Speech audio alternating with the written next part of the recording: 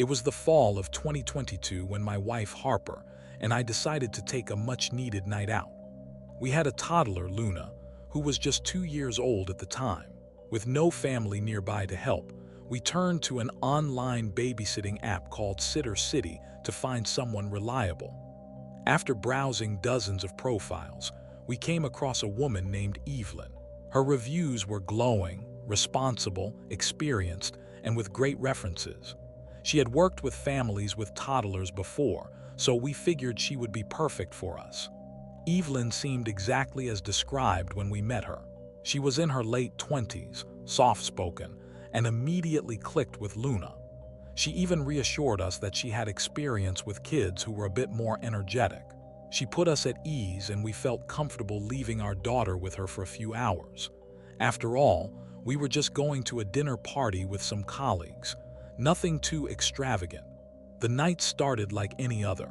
Harper and I had a quiet dinner at a friend's house, catching up with people from my college, talking about future projects and discussing my plans for the next semester. It was peaceful. I remember feeling a weight off my shoulders knowing Luna was in good hands. We even checked in once to make sure everything was fine. Evelyn had put her to bed and everything was going smoothly. It wasn't until we were on our way home that things started to feel off. The whole time we were out, I kept telling myself I was just being paranoid. After all, Evelyn was highly recommended and everything seemed fine when we left. But as we approached our neighborhood, I felt a strange nagging sensation in my gut. When we arrived home around 11:30 p.m., the lights were dim and the house was unusually quiet. I expected to hear Evelyn talking to Luna, maybe reading her a bedtime story, but there was only silence. I told Harper I'd go check in and make sure everything was okay.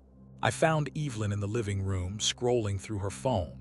Luna was in her crib, fast asleep, and everything seemed fine. Evelyn stood up when I walked in, smiled, and reassured me that everything had gone smoothly.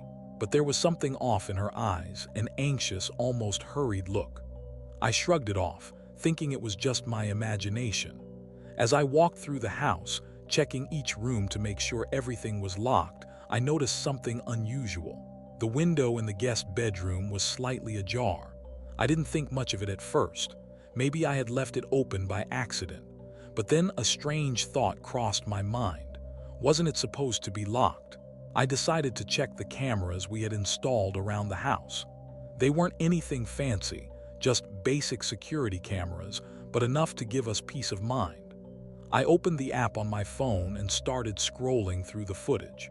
It wasn't until I reached the footage from earlier in the evening that my stomach dropped. Around the time we left for the dinner, Evelyn was walking around the living room, seemingly organizing things. But as I continued to watch, I saw her walk into our bedroom. The camera angle was slightly obscured, but I could make out the shape of her rummaging through the drawers. I leaned in closer, my heart racing. She was looking through our things. She wasn't just tidying up, she was searching. After a few minutes, I saw her slip something into her bag. It wasn't clear what it was, but it looked like one of my watches. Something I had left on the dresser that I knew was worth a few hundred. I couldn't believe it. She had been stealing from us. I quickly fast-forwarded to the next footage, which was from the kitchen. Evelyn was standing by the door looking outside. Then to my horror, I saw her unlock the back door. That's when I realized she wasn't just there to babysit. She was planning something. I had no idea if she was working alone or if she had someone outside waiting, but it was clear she had planned this out. She was going to let someone in after she left. I stood frozen, trying to process what I was seeing. My mind was racing. I called the police immediately, feeling my hands shake as I explained the situation. The dispatcher reassured me that help was on the way, and we sat in silence for what felt like forever, waiting for the officers to arrive. I couldn't take my eyes off the footage, knowing Evelyn was still in the house. Was she trying to get away with it all, or was there someone else involved? When the police finally arrived, they were quick to assess the situation.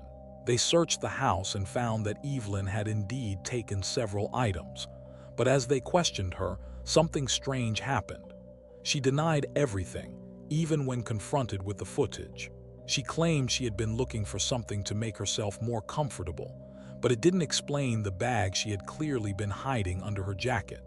They arrested her, but even as they led her out of the house, I felt unsettled. There was something about the whole situation that didn't sit right with me. Was Evelyn acting alone? Who else was involved? The unsettling truth hit me harder when I remembered the unlocked window I had found earlier. It was the only thing that kept me awake that night, wondering if we had narrowly avoided a break-in or something far worse. I couldn't shake the feeling that Evelyn's plan had been more sinister than just stealing a few things. That night I lay awake in bed, my mind replaying the events over and over. What was Evelyn really after? And who was she working with? The police couldn't give me any answers, and we never heard from Evelyn again. It felt like there were too many unanswered questions. The only thing I knew for sure was that I had come too close to something much darker than I had ever expected. And for the first time in a long time, I felt like we weren't safe in our own home. I'm writing this on a quiet Sunday in March 2025.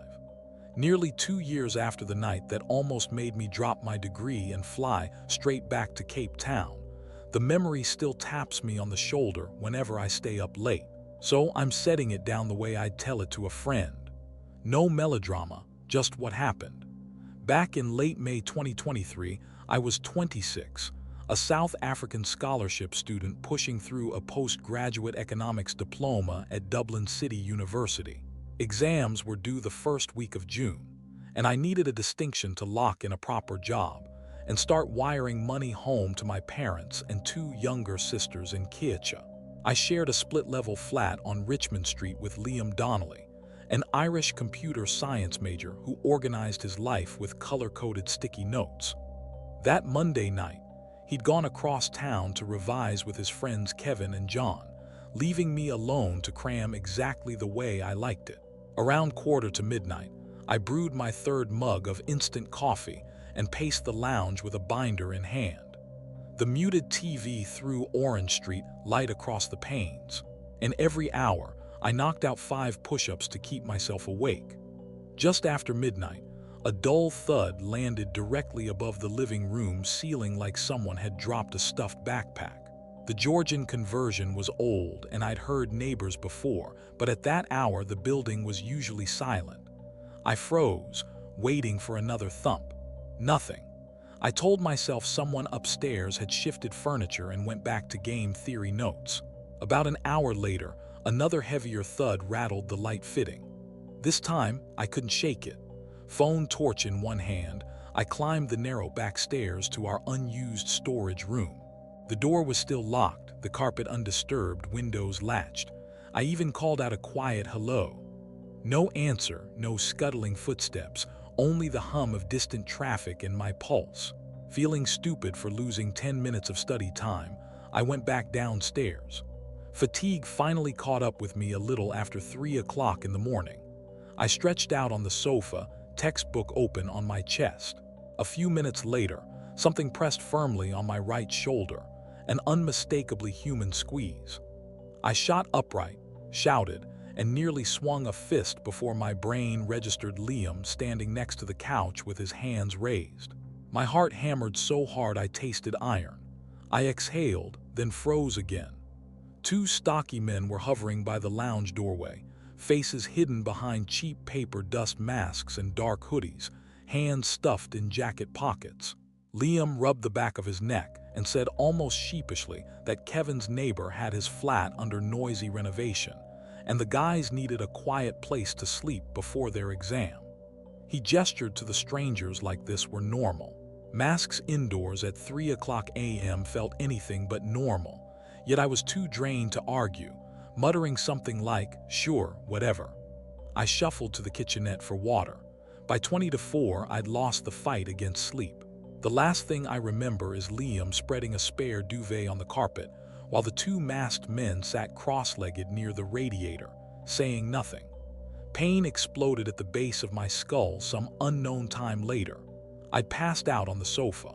Now I was half rolled onto the floor, eyes watering, ears ringing. Two silhouettes loomed over me. Same hoodies, same masks. One clutched my old laptop bag. The other held my wallet and Liam's Canon DSLR from the shelf. I croaked Liam's name. No answer, only a sharp command from one of them muffled behind the mask. A boot nudged my ribs, warning me to stay down. Footsteps bolted toward the stairwell. The flat door slammed, then silence, except for the fridge's hum and my ragged breathing. Darkness folded over me again. Sunlight streaming through the curtains yanked me awake. My head throbbed. 2 sticky stitches would later hold the split together. I staggered upstairs for painkillers and found the storage room door once locked wide open. Inside, Liam lay on his side, wrists and ankles bound with plastic zip ties. A length of TV antenna cable cinched around his waist. A sock gag muffled his panicked eyes. I sliced the ties with the box cutter we kept for Amazon packages. Once he'd spat out the sock, his first words were, "They're not Kevin and John." Shivering, he described how after I'd nodded off, the guests asked where we kept spare blankets. When he turned to the hall closet, they blindsided him, dragged him upstairs and ripped off their masks. Liam swore he'd never seen them before. Both mid-30s, shaved heads, accents hard to place, but definitely not local. They demanded valuables and passcodes, threatened to come back if we called Garda, and left him zip-tied while one rifled drawers and the other headed downstairs. The moment I was struck, they'd locked the front door from the inside and tossed the key through the mail slot so we wouldn't chase them straight away. Paramedics at St. James's Hospital patched my scalp and told me I was lucky. A mild concussion, nothing worse. Garda officers took our statements in adjoining cubicles. The inventory showed they'd taken my passport, Liam's camera kit, 2 watches, my laptop, and the cash I'd saved from weekend bar shifts. Weirdly, they'd ignored bigger electronics. When Garda phoned Kevin and John, everything unraveled. Both had been in County Clare since the previous Saturday for their grandmother's funeral. They'd never organized any late-night study sessions. Whoever the intruders were, they'd only used those names to lower our guard. Forensics lifted no good prints. The dust masks tossed beneath the radiator were the same generic brands sold in every hardware store from Dublin to Donegal. The CCTV on Richmond Street had been out of order that week, a detail the thieves might easily have known. By the afternoon, the officers admitted leads were thin. Our case file read aggravated burglary, unknown males, incident numbers scribbled on a carbon copy form. We replaced the door cylinder, installed a digital deadbolt, and mounted a cheap motion camera over the staircase, paid for on a credit card. I'm still paying off. For the rest of exam season, I couldn't pace the lounge without scanning every blind spot, and Liam couldn't fall asleep without a podcast in his earbuds. Most nights that summer, I replayed one small detail: the way the shorter intruder's shoulder rose and fell as if he were laughing silently when the other zip-tied Liam. It hadn't been rage on his face when the mask came off. Liam told me just plain amusement, like he'd run the same routine a dozen times and couldn't wait for number 13. Garda never rang back. My passport turned up 5 weeks later in a post box near the Dublin Port Tunnel. Photo page sliced away. Everything else was gone, probably pawned the same morning. I still picture someone scrolling through my laptop files or fiddling with my calculator, not caring that each item meant another month I'd have to scrape by. I passed my exams barely, and in October 2024, I finally wired the first proper chunk of euros home, enough to patch the leaky roof over my parents' bedroom. Yet, every success circles back to that night, to a stranger's hand pressing down on my shoulder in the early morning dark, and to the fact 2 men we'd never met walked into our flat wearing disposable masks and walked out with pieces of our lives, unseen, untraced, and probably ready to do it again somewhere else. Before we dive into the next story, if you're visiting our channel for the first time, don't forget to hit the subscribe button and turn on the bell icon to stay updated with our upcoming scary stories. Your support means the world to us, so please share these stories with your friends and family. Thanks. I started working at Pomo's Pizza in September 2022. I needed the job. Things at home were a mess. My stepmom, Diane, made sure I never forgot I wasn't hers. She didn't hit me or anything, but she didn't need to. Every day felt like a test I couldn't pass. Constant jabs about being lazy, not good enough, how I'd end up like my real mom who left. I just wanted a way out of the house for a few hours every day. So I took the night shift delivering pizzas. The job wasn't bad. It was quiet usually. I liked driving around with music on and the smell of hot food in the car. People were decent.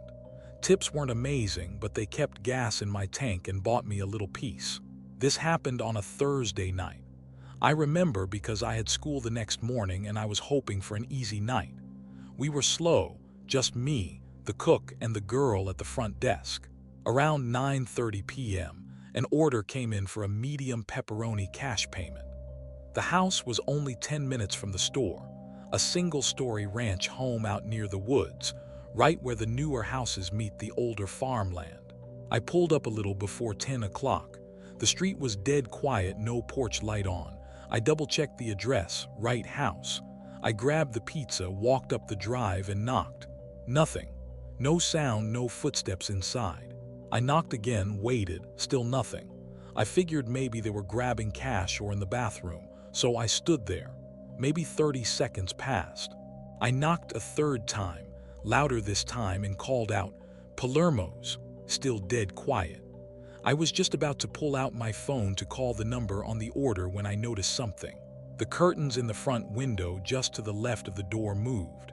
Not a lot, just a subtle shift like someone peeked out and let them fall back. I leaned a bit to the side, tried to see through, but the lights inside were off. Just the dull blue glow of a TV in a back room. I waited a little longer, maybe 2 minutes tops. I was about to turn back and write it off as a prank order, maybe call the store to cancel when I saw headlights in my side mirror. 2 cop cars, no sirens, just rolling up slow like they didn't want to draw attention. One parked across the street, the other pulled right up behind my car, blocking me in. I didn't move. I just stood there on the porch, pizza in hand. The doors opened. 2 officers stepped out, one older, maybe late 40s, the other younger and taller. The older one grabbed gloves from his belt and started putting them on as he walked up. The younger guy popped the trunk of the cruiser and pulled out a shotgun. My mouth went dry. The older cop stopped halfway up the lawn and called out, "Hey, son, are you delivering to this house?" I nodded. "Yeah, pepperoni." No one's answering. He looked at the door, then back at me. "There won't be any deliveries tonight," he said flatly. "Go back to your car and stay there." I didn't argue. I walked slowly back to my car and got in. I set the pizza box in the passenger seat and locked the doors. I watched them from the rearview mirror. The older cop went up the porch steps, looked at the door, then motioned to the other guy. They didn't knock.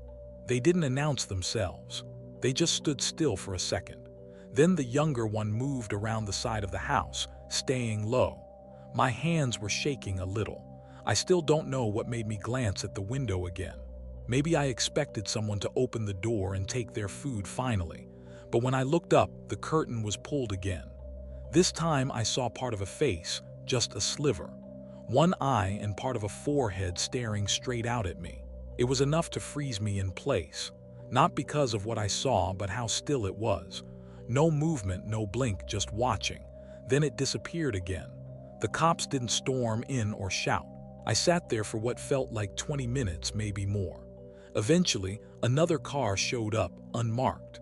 A guy in plain clothes got out and talked to the officers. They nodded, pointing at the house, then toward my car. He walked up to me and tapped on the glass. I rolled it down a bit. "You're clear to go. We'll explain things to your boss. Just head back to the store." I wanted to ask something. What's going on, or am I in trouble? But he already turned away. I reversed carefully and drove off. Back at Palermo's, my manager just stared when I told him what happened. Said he didn't get any call from the customer and no one had canceled the order. He looked at the ticket and said the phone number had too few digits. It was fake. He let me clock out early, which I appreciated, but I didn't sleep that night. The next day, I checked the news. Nothing. I kept checking for a week. Still nothing. No report, no arrest, no police activity in that neighborhood. It was like it never happened. A few days later, out of habit, I checked our delivery records from that night. That address, it had never been used before. The order had been typed manually. No phone number attached to the profile. No email, no notes, just an address. Sometimes I wonder what would have happened if I'd waited longer or knocked again, or if the cops hadn't shown up when they did. Whoever was in that house had been expecting someone, and I'm still not sure it was me. This story happened to me when I was 7 years old, living in a quiet suburban neighborhood in southern Pennsylvania. It was fall, mid-October, I think. The leaves had that perfect amber color, and the air always smelled like a mix of chimney smoke and damp wood. I had just started second grade, and for the first time ever, I was allowed to walk home from school on my own. The walk wasn't far, just 3 blocks, and the neighborhood was considered safe. My mom worked from home, and she'd usually be waiting at the window to wave at me when I got to the corner. That little wave made me feel like I was older than I was, like I was doing something grown-up, even though my backpack probably weighed more than I did. Anyway, on this particular Friday, I was walking home like usual. I had a peanut butter and jelly sandwich in my lunchbox that I didn't eat during lunch, mainly because I had traded it for some Doritos and a Twinkie, and I was swinging my lunchbox back and forth like a pendulum. Everything felt normal, quiet, peaceful until I saw the yard sale. It was on Ridgewood Drive, which was 1 street before my own, a house I'd never paid much attention to before. One of those old sagging 2-story houses with ivy crawling up the porch posts. It had a few tables out front. Blankets were draped over some folding chairs, and items were spread out like a thrift store exploded in someone's front yard. What caught my eye was a small wooden box with brass corners and a latch. I don't know what drew me to it exactly. It just looked interesting. So I wandered over. That was mistake number 1. The man sitting in the chair behind the table was tall and thin. So thin he looked like he could have been made out of wires and stretched rubber. He wore an oversized hoodie with the hood pulled low, even though the sun was still out. His skin was pale and kind of blotchy, and his lips were cracked like he hadn't drunk water in days. But what I remember most were his eyes. They didn't look connected to anything, just blank, like they weren't seeing what they were looking at. He didn't say anything when I picked up the box. I just sort of held it in my hands, admiring the carvings on it. There were initials burned into the bottom, CH. I asked him how much it was. He finally spoke, and I swear to you, even now his voice didn't match his body. It was high-pitched, almost too cheerful, like he was mocking me while pretending to be friendly. $3, he said, but you gotta promise to keep it closed. I frowned. Why? Some things aren't meant to be opened. They bite. I half laughed because I thought he was joking. I was 7. I didn't really understand when someone was being weird creepy versus funny creepy, but something about his smile, too wide, teeth too perfect, made me uncomfortable. I reached into my backpack for my small coin pouch, but he grabbed the box from my hands before I could even unzip it. "No," he said, "not today." I didn't know what to say, so I just stood there awkwardly. Then he leaned in, and even now I swear his spine bent in ways it shouldn't have. "You shouldn't be walking alone," he said, his breath hot and sour. "Bad things happen to kids who don't listen." That's when I felt it. The fear like a drop in my stomach. That feeling that something wasn't right. I turned and ran. I ran as fast as my legs would carry me. Lunchbox swinging wildly. Backpack bouncing against my back. I didn't stop until I hit the end of Ridgewood where my street began. But as I was running, I heard his voice behind me, way too calm. "See you next time, little man." When I got home, Mom wasn't at the window. She was inside on a call, and I didn't say anything. I was scared she wouldn't let me walk home anymore, and I didn't want that taken away from me. So I stayed quiet. That night, though, I had a nightmare. I was walking past that house again, and the box was open on the table. There were teeth inside, not fake Halloween teeth, real ones, yellowed, human-looking, still bleeding at the roots. And they were chattering, biting the air like they were starving. I woke up crying, but I didn't tell my mom. The next Monday, I walked a different route home around the block, avoiding Ridgewood. But on Tuesday, curiosity got the better of me, and I walked past the house again. The yard sale was gone. No tables, no blankets, no chairs, just a bare muddy lawn and a porch light flickering in the middle of the day. And he was sitting on the porch, hands in his lap, staring straight ahead. When I passed, he stood up slowly like he was unfolding from the shadows. I didn't stop to see what he'd do next. That's when Mr. Salter stepped in. Mr. Salter was our next-door neighbor, ex-military, the kind of guy who still ran drills in his backyard with his dog. He drove a battered pickup truck and had a shovel in one hand. As he came walking up the street, he saw me running and stopped me with a hand on my shoulder. "You okay, sport?" I was out of breath but nodded, pointing toward the porch behind me. "That guy, he said weird stuff. He scared me." Mr. Salter didn't say anything. He just looked over my shoulder, then at me. His eyes narrowed. "Go home," he said. "Now don't stop until you're inside." I did what he said. I never found out exactly what Mr. Salter did or said to that man, but by the next day, the house had a for sale sign out front. A week later, it was empty. Mr. Salter never talked about it, and I never brought it up again. Years later, when I was in high school, I asked my mom if she remembered the guy on Ridgewood. She said she vaguely remembered hearing something about him being arrested for harassment, but the details were always fuzzy. No one in the neighborhood knew who he was or where he came from. It was like he just appeared and then vanished. I still think about that box sometimes. The carvings, the latch, the initials. I sometimes wonder what was really inside or if there was anything at all. Maybe it was just a weird guy trying to scare kids. Maybe it was something worse. But every October, when the air starts to smell like wood smoke and the leaves turn to amber, I think back to that walk home. And I never ever walk past Ridgewood Drive. This story happened to me back in the summer of 2018 when I was transitioning into 8th grade. I went to a sleepaway camp in the Appalachian Mountains. I considered it a second home for me.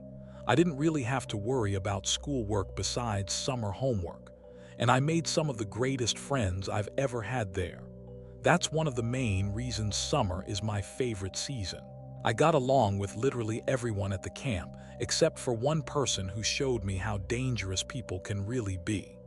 That summer, there was a new counselor whose name was Art. He looked to be about in his 50s because of his white hair and slightly wrinkled skin. Being a camp counselor in your 50s didn't seem right to me. I don't know about you guys, but it gave off really creepy vibes. When my bunk first met him, he seemed like a trustworthy person. For the first week of camp, he helped us clean our bunk when it was dirty and talked to us whenever we were feeling down. My bunk and I didn't have any problem with him at first, but the girls around camp would talk behind Art's back and say things like, "He's a creepy old man who probably preys on children." After all, he was way older than all of the other counselors, so I could see where they were coming from. One night, things got a little intense. We had a recess night where we got to do whatever we wanted, and my bunkmates and I played tennis together.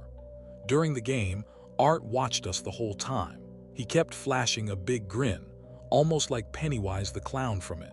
I actually thought this was creepy. Why was he smiling like that? Was he really who the girls said he was? Part of me honestly thought he was just admiring how much fun we were having. It didn't stop there, though. Another night when I came out of the shower, I saw a shaving cream bottle. At that point, I was just beginning puberty, but I didn't have any facial hair yet. I walked over to the bottle on the bathroom sink, picked it up, and examined it. As soon as I did, I felt tense hands grip my arms. I turned around to see who it was, and it was Art. His facial expression was harsh. Then he spoke. "Listen to me, you little punk. I'm not going to have you touching my belongings. Got that?" Everything was happening so fast that I barely understood what was going on. I was terrified, so I just blurted out, "Yes, sir." "Good. You'd better not do it again or I'll make you regret it," he threatened. I rushed out of the bathroom, still in my bathrobe, shaking from what had just happened. I was surprised no one else in the bunk had heard the encounter. I didn't feel comfortable telling anyone. It was just embarrassing. Later, I managed to calm down, but from then on, I tried my best to avoid Art whenever I could. It was now the end of the first week of camp, and one last thing happened that almost made me want to go home and never return. On a Tuesday or Wednesday night of the second week, my bunk was heading back from movie night. It happened to be Art's night off. That made me feel safer given what had happened days earlier. We got back to the cabin, and about 15 minutes later, we heard screaming off in the distance, what sounded like 10 little girls. The noise lasted another minute and then stopped. My bunkmates and I stared at one another in confusion. We had 3 counselors present that night.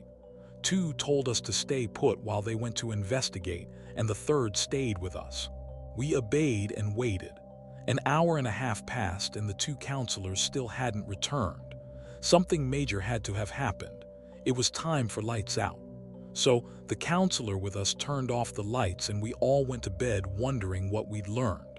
The next morning, breakfast came and we were eating in the dining hall. We could sit wherever we wanted, so I sat with a few bunkmates and some older girls joined us.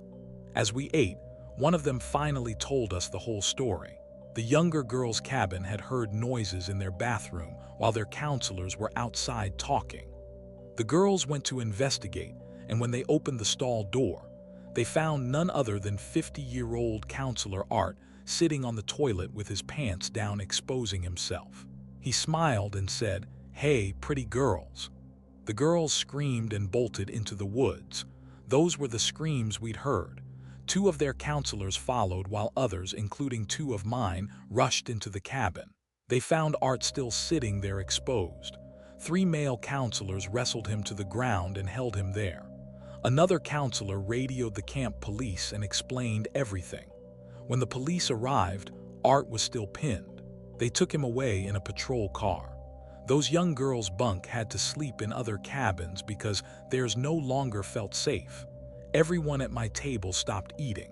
Our jaws were on the floor. I'm sure every other table was buzzing with the same story. My heart went out to those little girls who'd faced real terror the night before. I did one more summer at that camp after that incident, and nothing that severe happened again. Art never came back, and I wouldn't be surprised if he's still in some sort of institution to keep him away from kids. People like him should be locked up for a very long time, maybe even for life. I hope he's having a hard time because predators like him don't belong in this world. It all started because I needed to clear out space in my apartment. It was Sunday morning, May 15th, 2022. I just moved into a new place, a modest 1-bedroom apartment near downtown Columbus, Ohio. My parents had recently downsized and handed off some old furniture to me, including this large antique wooden cabinet. It was nice, sturdy, and probably valuable, but it was just too big for my small living space. I decided the quickest way to handle it was to list it on Facebook Marketplace. After snapping some decent pictures, I posted the cabinet online around noon. Within minutes, messages began popping up. Most were typical lowball offers, but one stood out. A guy named Derek who messaged almost immediately, willing to pay my full asking price without any questions. Within 2 hours, Derek arrived at my apartment. He seemed friendly enough, mid-30s, casually dressed in jeans and a dark jacket. He inspected the cabinet carefully, more than you'd normally expect.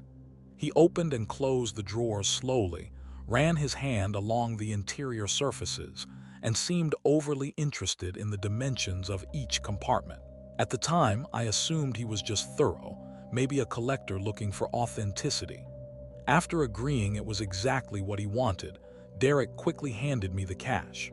He had a small truck parked outside and insisted on loading it himself, repeatedly declining my help. Looking back now, I realized how strange it was. But in the moment, I brushed it off, just grateful the cabinet was gone. Life continued normally for a couple of days. I almost forgot about Derek entirely, busy with work and settling into my new place. But then around Wednesday evening after work, I first noticed something odd. While driving home, I glanced in my rearview mirror and saw a white sedan keeping pace behind me, never overtaking, never falling back, just steadily matching my turns, lane changes, everything. At first, I thought nothing of it. Columbus is a busy city and cars follow each other all the time. But after 15 minutes, still seeing that same sedan in the mirror, I felt uneasy. To test my suspicion, I made a few unnecessary turns. The sedan followed closely each time. Eventually, I circled around a parking lot and the sedan finally peeled away. I figured it might have been a coincidence, yet I couldn't shake the nagging feeling that something wasn't right. The next day at work, sitting at my desk, my thoughts wandered back to the white sedan. Probably paranoia, I thought, until I left the office late that evening and spotted another car, a dark-colored SUV parked across the street from my apartment. The driver was sitting there, barely visible through tinted windows.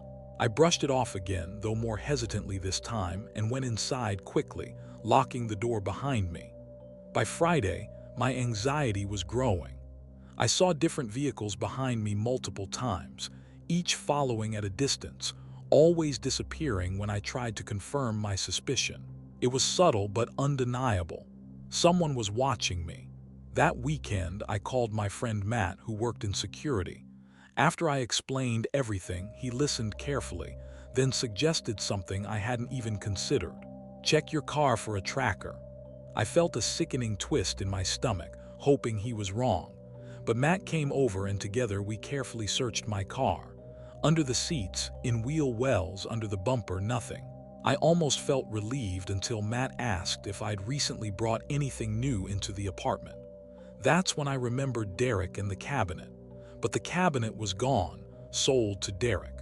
I mentioned this feeling confused until Matt paused and said calmly, "What about anything he might have touched, opened, or moved around?" My heart sank as I recalled Derek meticulously inspecting the cabinet. After selling it, I'd moved smaller belongings around my apartment.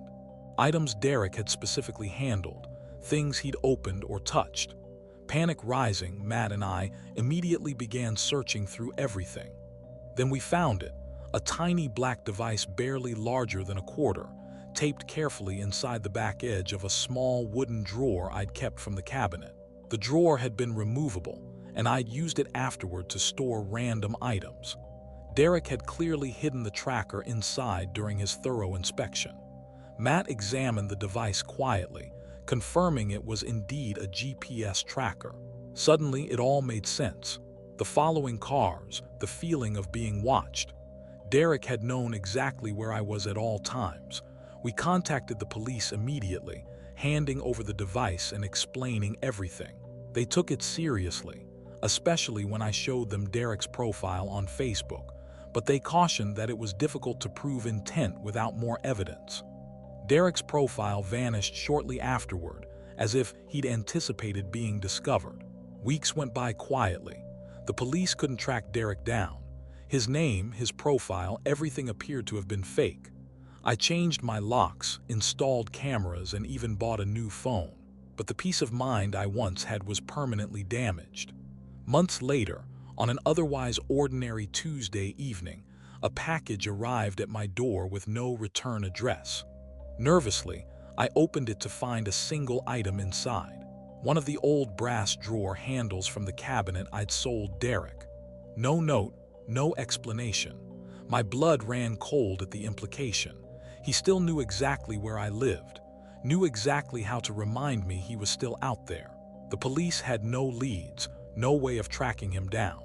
We planned a simple adventure that night. Nothing wild, just a late-night walk to the next town so we could say we did something different during winter break. The only path there without paying for a ride was a service tunnel that ran under the highway bridge. Walking across the bridge itself felt risky. If a sleepy driver drifted out of the lane, we would have nowhere to jump. So the tunnel it was. There were 7 of us: Logan, Carlos, Julian, Dylan, Bobby, Josiah, and me. Phones were almost dead because we had spent the day streaming music. Logan still had 5%, but even his screen was too dim to help. We carried lighters instead, flicking tiny flames on and off as we moved. The orange dots looked like fireflies in the long concrete throat of the tunnel. About halfway in, I noticed something that never should have been there. A shape walked ahead of Logan, leading us around beams and old debris. The person was tall, wearing a gray puffer coat. Whenever the lighter glow touched the coat, the fabric crinkled like plastic. At first, I assumed it was Carlos. He owned a similar jacket, but I could hear Carlos right behind me joking with Bobby about slipping on the wet floor. We said nothing. It was colder inside than outside, and our breaths sounded like quiet whistles. The tunnel groaned whenever a truck rolled over the bridge above, so maybe that covered the stranger's footsteps. Still, I felt the extra presence.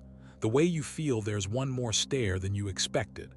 When we reached the far entrance, moonlight pulled across the rough snow. Logan turned, counting heads out loud. 1, 2, 3, 4, 5, 6, 7. Then he frowned. Not to scare anyone, he said, but I saw somebody else walking in front of me back there. A whole person. Didn't one of you lead for a bit? Carlos and I answered together. We saw him too. Julian laughed, thinking we were messing around. Yet his smile faded when he realized we were serious. To him, Dylan, Josiah, Bobby, and Logan had been first the whole time. They never saw an eighth silhouette. That was only the beginning.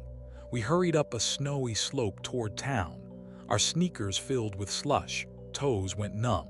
We hoped to find a late-night cafe or gas station where we could sit and warm our feet, but the streets were empty. Behind a discount store stood several giant metal storage containers. Someone suggested hiding inside one to escape the wind. Bobby found an old axe head, no handle, just rusty iron, and like geniuses, we tried prying at a padlock. An elderly woman on a porch across the alley screeched at us before we managed to open anything. We scattered, squeezing between the container and a chain-link fence so tight it scraped our backpacks. We popped out into someone's yard, dashed through bushes, and cut across thin woods until we reached the local middle school. The plan was simple. Use the outdoor outlets near the cafeteria to charge at least one phone, then order pizza. Unfortunately, a night security guard spotted us the second our boots crunched across his flashlight beam. He yelled. We bolted. Logan cleared the first fence like an Olympic hurdler, arms spinning so wildly that Dylan shouted, "Bro looks like a cartoon cowboy." We laughed even while escaping. I dropped my phone on the second fence. Bobby, still clutching the axe head, stopped to help me fish it out of knee-deep powder. That delay cost us. By the time we reached the tree line, everyone else was gone. We followed their footprints to a narrow road, then to a trail lit only by cloud-filtered moonlight. The path ended at a lonely maintenance shed beside the woods. Faded security lamps glowed inside its windows. Logan, Josiah, and Dylan lingered near the trees while Julian, Bobby, Carlos, and I stood by the trail. Julian and I crept forward to peek. As we circled the building, a massive dog, at least we thought it was a dog, strode into view near the door. Its back was as high as my waist. I spun and shouted, "Big dog, huge dog." Julian tried to pivot but slipped, sliding on his side like a baseball player stealing second. We burst out laughing until Julian looked past us. His eyes widened, color drained from his face. Without a word, he jumped up and tore down the trail faster than I have ever seen him move. Snow sprayed behind his shoes like smoke. I tried to joke, "Dude, we still have an axe." But before I finished, Logan's group sprinted deeper into the forest with no explanation. Instinct took over. We all separated, branches whipping our arms, darkness swallowing the path. Moonlight brownish through thin clouds barely helped. Somehow we regrouped at the mouth of the same tunnel we had used earlier. Batteries were now completely dead. Only Dylan had 2 half-spent lighters.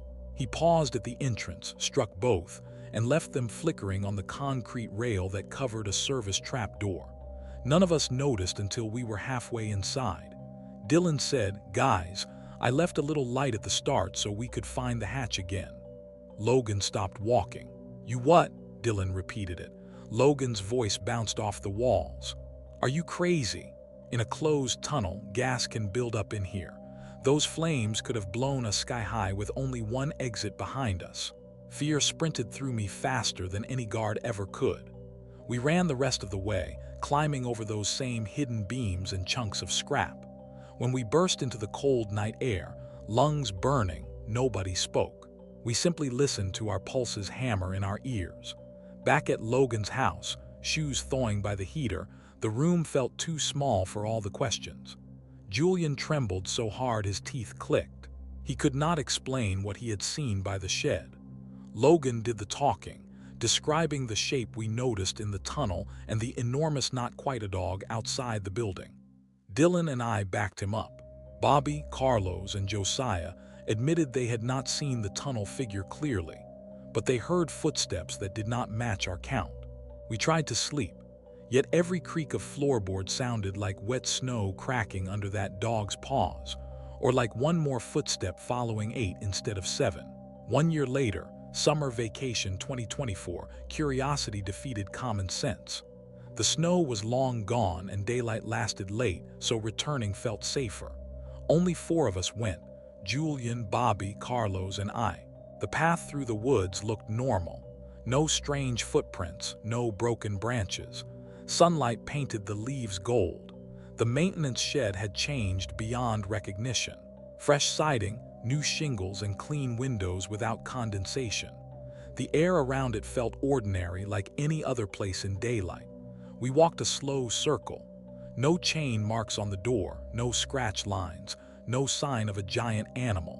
Whatever had frightened Julian and the rest of us by extension no longer lived there, if it ever had. Still, while standing in the warm grass, I felt the hair on my neck rise exactly the way it did inside that tunnel. Not because something watched us now, but because memory can be heavier than the moment you first lived it. I heard Logan's warning inside my skull as clearly as if he whispered behind me, "Dude, that's no dog." And just like that, winter crashed over my thoughts. The 8th shadow, the rushing guard, the weight of an axe head in Bobby's hand, the hiss of lighters in stale air. The shed might be new and the trail free of footprints, but the night we met whatever walked with us still lives inside my head rent-free, forever pacing, counting 7, then 8, then 7 again. I don't know what led us into that tunnel or what crouched outside that shed. Maybe it was only fear wearing ordinary shapes.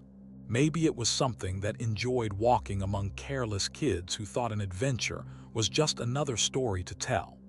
Either way, when I flick a lighter today, the tiny flame never feels warm.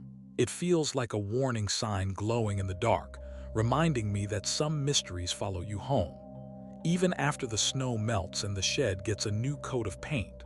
All right, guys, I hope you enjoyed today's video. If you enjoyed today's video, please comment down below. Let me know your thoughts. What would you like to see in the future? What would you like to see improved on? And please subscribe to the channel. I'm sure you'll enjoy other videos on the channel, so check some other videos out. Thank you so much for sticking around. And this is Creepy McGee, and I'll see you next time. Bye.